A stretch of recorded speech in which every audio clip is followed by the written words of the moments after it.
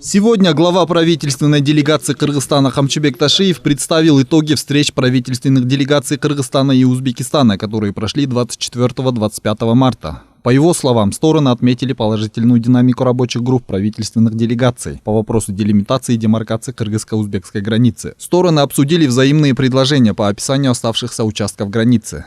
Стороны согласились провести описание прохождения проектной линии на участке Кемпирабадского водохранилища, Андижанского водохранилища по 900 горизонтали от пограничной точки номер 312 до пограничной точки номером 312/3, оставляя плотину на территории Республики Узбекистан при условии заключения межправительственного соглашения о совместном управлении водными ресурсами Кемпирабадского водохранилища,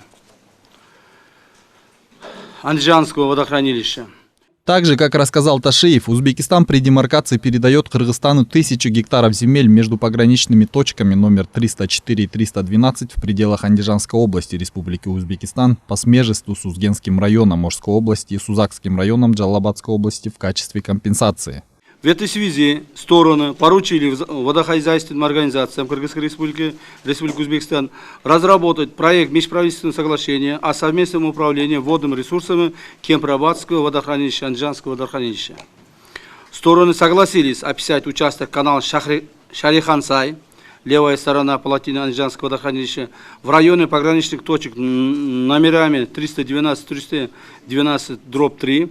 Теперь граница будет проходить не по Унгарто, а у подножья. Как рассказал Ташиев, представители Кыргызстана и Узбекистана договорились описать участок Унгарто, оставляя 35 гектаров земель на территории Кыргызстана между пограничными точками номер 113 и 114. Описать участок Унгарто, оставляя 35 га земель на территории Кыргызстана между пограничными точками номерами 113 и 114. При демаркации переописать участок Карабелес, оставляя 25 га земель Кыргызской Республики между пограничными точками номерами 25 и 27. После проведения совместного полевого обследования описать участок Гавасай, оставляя Кыргызской Республике 8000 га земель за счет непостроенного левобережного Кемпирабадского канала. Стороны договорились подготовить проект межправительственного соглашения о совместном использовании родника Чечме. Было поручено рабочим группам провести совместные полевые обследования и подготовить предложения по описанию участков. Также с 1 апреля этого года будут открыты контрольно-пропускные пункты. Стороны договорились с 1 апреля 2021 года открыть пункты пропуска Кайтпас, Риштан и Өтүкчү, Туль для передвижения лиц, легковых транспортных средств и микроавтобусов до 20 посадочных мест. Приведение в порядок восстановления и ремонт пунктов пропуска Кыргызской Республики Карасу, Бегабад, Ынтымак, Кеңсай и Сейдикун будет осуществляться узбекской стороной. Почему с узбекской стороной, я потом объясню это все.